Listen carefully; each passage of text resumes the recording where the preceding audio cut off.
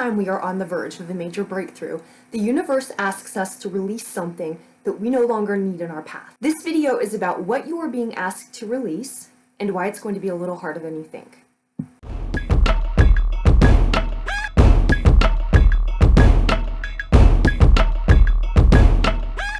The new moon is in Purva Badrapada, and this is a nakshatra that is associated with technology, organized crime, ritual magic, and the dark night of the soul. The symbol is a cot, a deathbed. The idea of you examining your consciousness right before you enter the abyss, the death, the dark night. The deity is a fire-breathing dragon, fire for purification, and it's on one foot to signify the inner balance that is necessary to wield spiritual power. The element of ritual magic, it's with making deals with the devil, being out in the desert where nobody can see you. So in a situation where nobody's watching and you can do what you want and nobody's there to stop you, it's about taking shortcuts to achieve things that you should have worked to achieve. So you can get things, you can get position, you can get power, you can even access magic, but you didn't work to achieve those things. You didn't do the mundane tasks that are necessary to build the internal infrastructure. This is what the nakshatra is about. Pure Jupiter, pure expansion, the ability to merge with anything, to have anything you want with no Saturn at all, no limitations. So with no limitations and ultimate possibility, who would you become? This nakshatra is also associated with mafia and ritual magic. Mafia first. Organized crime does very well financially because they don't have to abide by the rules that other people abide by. So when you don't have these rules in place, you have all opportunity for expansion. You can use violence, you can use extortion, you can use anything you want, and you can expand, you can grow, but you don't have any limits. I mean, legal limits, moral limits, ethical limits, you don't have any limits, so you can grow. The parallel with ritual magic is this: the attainment of things you didn't work for. The claiming of things that are not yours to claim because you didn't work for them. You can't handle them. The making of pacts to achieve things easily is the equivalent to making a deal with the devil. Usually this image conjures up being out in the desert, being alone, right? So it's this idea of there's nobody watching. You can be whatever you are. You can say whatever you want. It's just you. No one's there to correct you. No one's there to see you, judge you, or restrain you. Purva Badrapada also has to do with technology. The nakshatra being expansive, unrestrained, no boundaries, no parameters. It talks then about being consumed by and merging with and then becoming enslaved by distortions and illusions. In this case, we're talking about external sources telling us what we should do, how we should act, when we should be available, how we should present ourselves, what hours we do business, what's a suitable, you get the idea. When is the last time you spent 2 days without your telephone? When's the last time you spent a week with no computer and it wasn't a really big deal? Look around your house. You probably have a sitting room, and most people have a television in that room. And not only do they have the television in that room, but the entire room is made around the television. It becomes an extension of you. You can usually see the television or hear the television from any room in the house. So it's always around you. And it's the same with the phone. It becomes an extension of your arm, because you always have it in the hand, or very often have it in the hand. I bet right now, you know where your phone is. Even if you're not holding it watching this video, you know where your phone is. That's the point. We are merging with technology. We're becoming technology. Then it also comes to tell us about how we spend our time. So if somebody emails us, we're supposed to email right back. So for work, for other people, for relationships, for when we are available or not available, it alleviates us from having to make any rules for ourselves or any boundaries for ourselves, because this is the social convention. This is what people do. This is what's expected of us. So you give over your thinking to the thinking that some programmer has created. And so in essence, the programmer programs you. And this is what your life becomes about. It's a parallel to the guru, some external source telling you what to do. Jupiter is associated with the kidneys, with purification, and also the guru. And so here's where that comes into play. The guru is an external spiritual teacher who tells you what spiritual law is, how you are to obey it, what it's supposed to look like. But the trick is that you are using the parameters set from another external source to tell you when you're in bounds or out of bounds. And when you're building your soul, it doesn't work like that. That guru has to be you. The guru has to be internal, not external. So the purification part, the fire part, is the killing off of the guru, the killing off of those external parts that tell you how you're supposed to be and what you're supposed to do and what those parameters are, in order for you to build that structure within yourself by yourself. Spoiler alert, here's the secret. There is no devil. The restraint, the devil made me do it. It's the same thing like, before a wedding when men will go to strip clubs and what they always say is, oh, I didn't want to go, but I got dragged there. Tradition made me do it. Or, I didn't want to, but everybody else was. What, peer pressure made you do it? There is no temptation if you didn't want to do something in the first place. And that's the idea behind this image.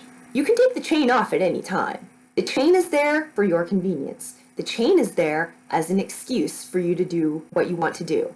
So if you don't want to think for yourself, if you wanted to do some type of behavior, but or otherwise not able to do, the chain is your matter of convenience. I used to live in Miami, and the people who come to Miami, they act there like they would never act at home. If they're married, doesn't matter. If they don't do drugs at home, doesn't matter. If they like anything. So Miami is where people go, like that's where the professional sinners go. We laugh at the people in Las Vegas because if you really want to sin, you come to Miami. But the point is, you wouldn't even be tempted by any of that if you didn't actually want to do it. And you wouldn't do it at home where people were watching you because they would judge you, or because that's not what an upstanding person does. So the idea of you comes up against the real you. There is no devil. The devil is you. Or the devil is not you. But that's the point. You have everything available to you. So how do you act? How do you act when nobody's watching? That's what you're really about. When you're building your soul, honestly, nobody's watching, nobody's keeping score. It's just you. If you stray, it's only you who knows that. What standards you use for yourself, only you know that. You can portray anything you want to the world. You can blindly adhere to rules. You can adhere to rules because it looks really good to other people, but the standard alone is yours. And the responsibility alone is yours. And that's the point of the nakshatra. Really, the only one who's really paying attention is your soul. And the only one who knows the difference is your soul. So back to this idea about shortcuts. When we think about making deals with the devil, it conjures up this idea of the temptation of Christ, being out alone in the wilderness. And it's this parallel of you're in the abyss, there's nobody watching, you can do anything you want, you can do anything you want. So what would you do? We see everywhere people who keep getting ahead by, like, they cut corners, they lie. Here's what makes it a little more difficult. So we can say straight up, if the devil appeared in front of us, no, we won't do that. You could just outright refuse somebody who you're in a conversation with because it presents itself that way. But the problem is that this concept doesn't present this way in real life. When you are asked to betray something that is of inner value to you, when you are asked to betray parts of your soul for the external comfort, it comes in forms that are personal to you. So it's not something you would outright refuse because you wouldn't outright recognize it. It comes with the soothing voice that what you're doing is right because the other person is wrong. It comes in the soothing voice that you're not really saying anything bad. All you have to do is not say anything. It comes in the voice of, you don't have to stand up for that person. She probably brought it on herself. It's really not your business. It comes in the form of, that's just the company policy. There's nothing that's ever going to change. There's nothing you can do about it. It comes in all the forms where we know we should act, that we know we should stand up, that we know we must say something, not because it will change the other person, but by not saying something, it changes us. That's the intricacy of it.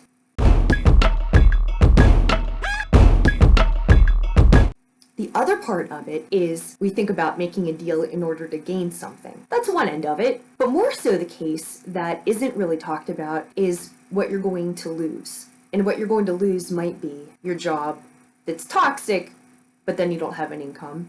Your family that's toxic, but then you don't have a family. Your social standing, your reputation, but these are all things that are worldly imposed. And that's the difference here, is how we think we are supposed to act, what we merge with, what we let ourselves become part of, what we over-identify with. And what we are over-identifying with, the structures, our political affiliations, our religions, our families, our occupations, these are all things that are attached to the ego because they are all impermanent. They're just for a while. They have nothing to do with our soul. What does have to do with our soul is how we act in this vehicle and how we come across as who we are, and whether we do that or whether we betray that. And so what the nakshatra is about is in the face of you could do anything and nobody's watching you and nobody's there to correct you. The only one who knows the difference is you. And so that's the internal infrastructure. When everything else has gone away, that's the only one who knows the difference. And so the point of the nakshatra is to burn away the impurities, to burn away all of the exteriors, the guru, the technology, all of the externally imposed identities that are non-essential to our path, and that all they have served to do is show us what we are not. Scorpio, Sun, Moon, and Rising. The new moon is asking you to purify something in regards to your fourth house. That's your home and family, your roots, your place of origin. Where have you merged too much with the things around you in that, instead of it being a place you live or a place you're from, or again, a family you're from, where has their story come to be your story? Where have you come to over-identify with the place, the people, the sense of where you're supposed to belong and how you're supposed to belong and what your family is supposed to be like and what your role in the family is? Where have you come to over-identify with that in a way that it's merged into who you are, and now it's like, it's time to break free from that. It's time to be on your own. Because what happens? On our path is our path. It's an individual path. And often when we are around place of origin, there's language like, this is how we do things. You'll always come back here. You'll always be one of us. And maybe you don't want to be one of them. Maybe that's not the way that you identify. Maybe they knew an earlier version of you, but this isn't you anymore. And so the conversation that these family members are having with you is, they're having it with somebody else because it's an earlier version of you which no longer exists. Because the place you are now, you've done such an incredible amount of work and you've done such an incredible amount of internal growth that nobody sees, that they're not even talking to the same person. So these stories which used to define you, and these say like these family situations that we assimilate to, it's time to break free from them. Because that story is a story. It's not your identity. Even your story is a story.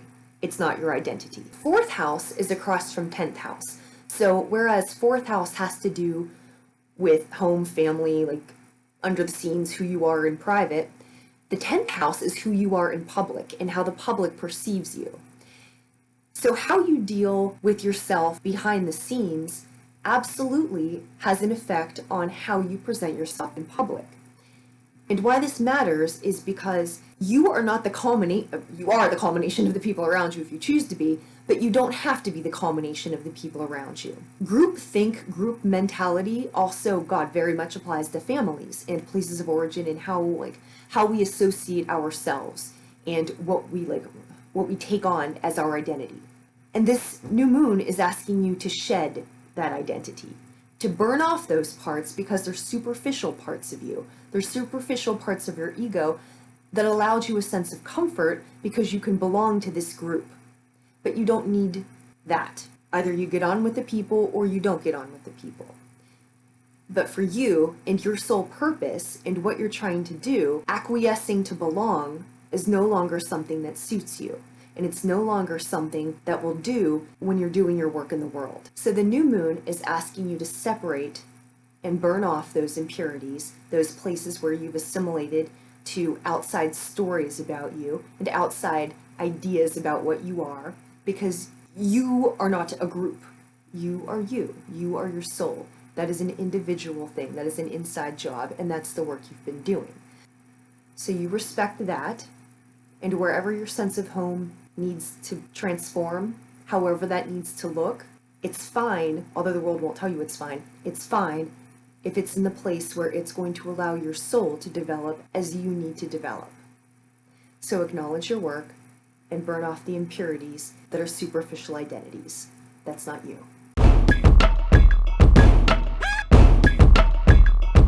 This is another one of those moon cycles when everybody's talking about the Pisces new moon and how beautiful it is and how calming it is, and maybe that's not the way you're experiencing it.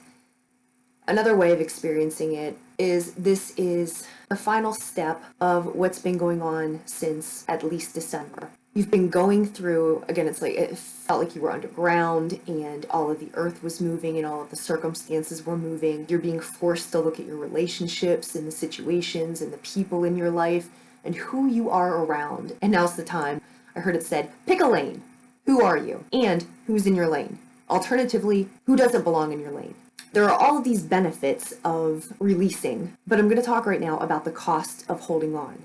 There's, in conflict resolution, what's called positive peace and negative peace. Positive peace is when everything is as it should be, and there's natural flow, and the energy's right, and there's calmness, and there's happiness. It is how it should be. Negative peace is the absence of overt conflict. That means everything's going below the surface. There are tensions, there are things that are making you sick, there are things that are keeping you up at night, there are weird things going on with the relationships around you. There's all kinds of stuff that's wrong, but if somebody was watching, there's no fight. It's all internal. That's negative peace. So here, we're in a state of negative peace because we've been watching what's around us, and if you're on a spiritual path, your standards are different than other people's standards. So how you behave is going to be different, how you are energetically, what you do for yourself vibrationally, how you choose to spend your time, what you listen to, like, what you nourish yourself with, what you stay away from. These are all different to people who are not on a spiritual path. And energetically, they don't mix. And they get to a point where they mix less and less, where it becomes beyond awkward. It becomes just uncomfortable, and then it becomes impossible. You just can't do it. Besides the nightmares, but like you just can't do it. It's not even like you go there and you're uncomfortable when you're in the room. You just can't even get in the car to go. You just can't do it anymore. But right before that, I'm going to talk now about bandwidth. Bandwidth is something that's talked about in narcissism, with narcissistic relationships. There were researchers at Princeton and MIT who were looking at bandwidth, which is your mental efficiency. And they're looking at when you are around certain people, how it drains your bandwidth. So think about when you don't sleep for a night and then you have to get up and perform. How well do you do? Nothing. You do awful. You're too tired. You can't do it. Then all you have to do is go to sleep and then you're back. Versus if you are around people who are depressive, who are negative, who are just energetically draining, they steal your bandwidth. It's the same with people who are toxic or who, when you think about getting into a conversation with them, all it does is give you a headache. You have to think about, like, what can't I say? What's going to send them off the edge? What's going to completely wreck the relationship this time? Not because you've done anything, just because, like, it's not about you. It's about, like, it's that tedious. It's that tedious, and frankly, it's that fragile. So you're putting in all of this effort to wonder about how to tiptoe around this situation it's dead. If it was in a good place, it wouldn't be that fragile. So you're tiptoeing around, you're walking on eggshells, trying to not have something fall apart that's long dead, but you're just trying to have it not fall apart. For them, they don't know the difference and they don't care. For you, this is enormously energetically draining. And so what happens is that you have fatigue, you have stress, all of this mental energy going into this direction that is not about your path, that is not about your work, and that has nothing to do with what you're supposed to be doing in this world. All it does is drain you. So the price of holding on is significant. Even if there's no overt conflict, the toll that it takes on you and the energy and direction that it takes away from where you're supposed to be going, that adds up. If ever you were to do a new moon ritual, this is the time. I would work with the Saturn, use a lot of lead. If you have lead items around your house, you can use a pencil, you can make a drawing, but I would write or draw the things that no longer belong in your life. And then that paper that you've used, burn it. Burn it for purification. This sounds simple, but symbolically what you are doing is telling the universe you are ready to release this. You are ready to release this, you put it into another form, let it go. In releasing it, what you're also saying is, I have cleared up all of this space for whatever blessings are coming to me. I am ready for the next step. I now have capacity to handle the bigger things that are coming to me as a result of the work that I've been doing.